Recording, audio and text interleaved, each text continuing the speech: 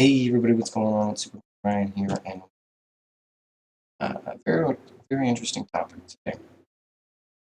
So late last night, I watched Batman: The Killing Joke. It's a new animated movie. Just very recently. As you can see, I've got the cover flashing on the screen right here, and I wanted to do a quick review about it. A quick review over my opinions and my thoughts on the movie. I want to warn everybody: there will be slight spoilers. So if you haven't seen the movie, but you want to see the movie, you have a choice to make. Watch my review and see if it's worth paying for, or don't watch my review and possibly pay for it and not like it. We're going to get into my opinion here very shortly, but I do want to let everybody know that there are going to be slight spoilers if you don't know the storyline, um, but I won't get into anything major. Okay, so the movie starts out with Batgirl and Batman, and they're chasing this um, crime boss who took over his uncle's empire after his uncle's recent death. And I won't get into any of the specifics of that. Um, Now, this crime boss, he's like the Joker for Batgirl. He is obsessed about her, always sending her little messages and trying to trick her into see him, trick her into falling for his trap, stuff like that.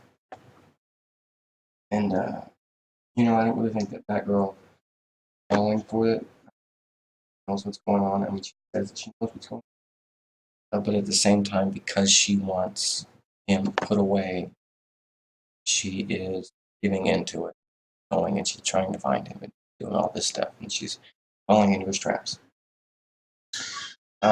While she's doing this, Batman finally tells her, he says, you're off the case, you're not allowed to do this.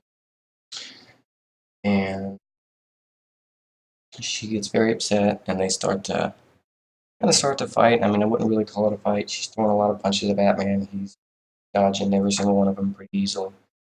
But she does get the chance to throw him over her shoulder, um, and she pins him down, and they have sex. And for all you perverts, no, you don't get to see anything. um, somebody in the comment section below was going to say something. Um, Now, after this happens, a couple of days go by, and Barbara Gordon, she's telling her friend at the library that she finally had sex with this guy, and it was amazing, but he is avoiding her now, and he's not talking to her, hasn't seen her day, and so that night she goes up to some rooftops, and she calls him on the radio. She's trying to talk to him, and she's trying to make sure that everything's okay.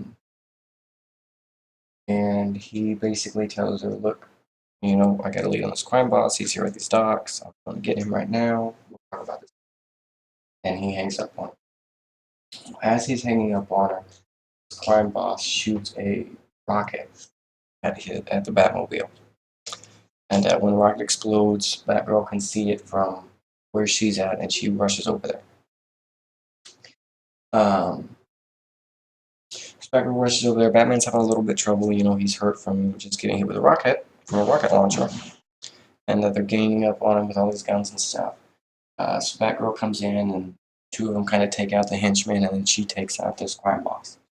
And she is pounding this guy in the face. I mean, it's near death. The only reason that she stops is because kind of looks over her gloves and sees that her glove is covered in blood. It's soaking wet, and she sees this guy's face, and he's passed out. He's bumps and bruises, and he's bleeding out of every orifice on his face.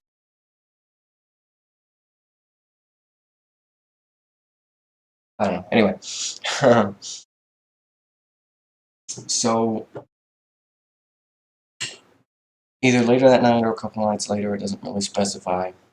Um, Batman and Barbara Gordon. She's not dressed up as Batwoman this time.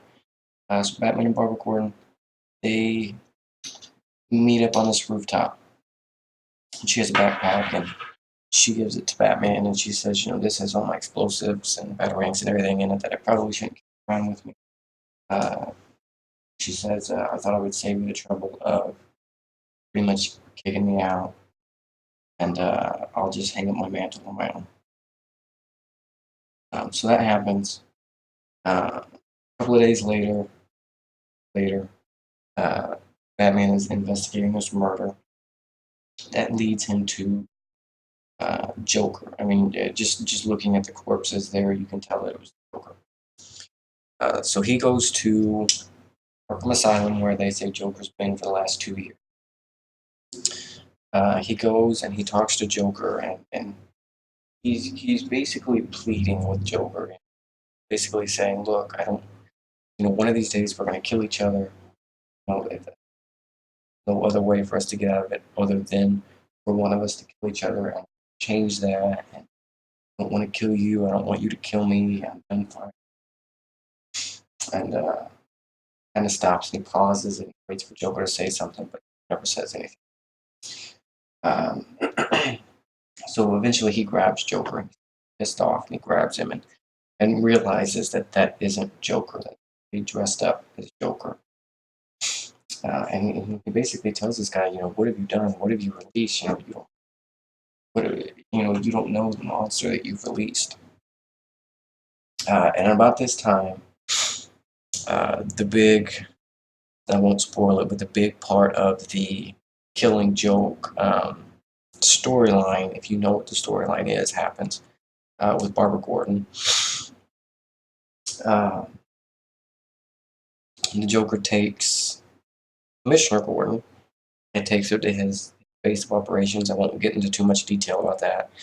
But he tortures this guy, and I mean, in unimaginable ways. And that is one of the best parts of the movie, not because he's torturing him or anything like that, but because you can feel for him. The voice actors and the animators and everybody, they did such a great job at this part. It's really amazing. Um, and then Batman comes and he saves Commissioner Gordon, and him and Joker, they get into a fight. Joker pulls out a gun and goes to shoot Batman in the head, but it's one of his fake guns with a little stick and the flag that come out when you pull the trigger.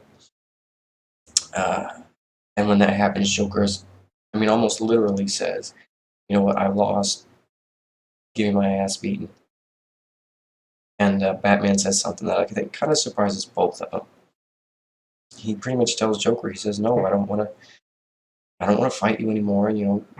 And goes pretty much through his whole spiel that he did at Arkham Asylum with the fake Joker. Again, he tells him, "I don't want to fight anymore. One of us is going to kill each other one of these days, and I don't want that to happen." And he tells Joker, he says, "I know you're crazy. I know something in your life happened to make you this way." He says, let me come with me and let me rehabilitate. Let me help fix you." And Joker says, "No, no, no, it's too late for that." And you get to see kind of Joker's life before he becomes the Joker in the movie as well. And you're going to see it throughout the entire movie, and it's really awesome to finally get to see kind of who Joker was, why he's the way that he is. His family before that, he had a pregnant wife. They both died the day that he put the Red Hood mask on. It's really, really awesome. Um, and Joker, all of this stuff reminds him of a joke. I personally think it's a horrible joke. I personally think all of Joker's jokes are horrible. Maybe I just have a bad sense of humor. Maybe he's just crazy as shit and has horrible jokes. Um, but anyway, he says this joke, and Batman and Joker, they just laugh and laugh and laugh and laugh. Batman, even at one point, Batman has to put his arms on Joker's shoulders to help hold himself up. He's laughing so hard. And that's essentially the end of the movie right there. There's one more little clip after that that I'm not going to spoil. I mean, it's not anything big, but if I were to tell you what it is, it would spoil the main plot of the story and what happens to Barbara Gordon. So I don't want to get into too much detail about that. I personally, guys, I like the movie and I don't like the movie. Um, I'm one of the guys that, a bad ending, what I consider a bad ending, which this I consider to have a horrible ending. Um, I'm the kind of person that I think a bad ending can ruin a story, not just a movie, not just a comic, just a story. I was very excited to see this movie, and I definitely think that you should go and watch it. Um, but whether you should pay for it or not is something only you can decide. I am a big, huge comic book nerd. I mean, I have thousands upon thousands of comics. I got posters and statues and all of this stuff. I mean, I've got 2 Superman tattoos tattooed on me. I have the Superman sign tattooed on my chest. My son's name is Lex Luthor. So I'm a big comic book. And that being said, because I'm such a big comic book geek and because I know what the story is before the movie, before seeing the movie, I know what the story is. And it's something that I could add to my collection. I wouldn't necessarily suggest going out to theaters and paying to see it, but maybe going and buying the DVD when it comes out or the Blu-ray disc or whatever, and buying it and watching it that way, just to add it to your collection. That I'm perfectly fine with. That I think is a great idea. If you don't know what the story outline is and you don't know anything about the story, you want to go see it, I would suggest waiting for it to come out on a free streaming service. It's already on a few free streaming services. That's how I watched it.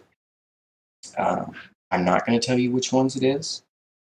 I don't condone that kind of stuff. But if you would want to watch it on a free streaming service, I'm sure you could just type in Batman the Killing Joke in Google and find it.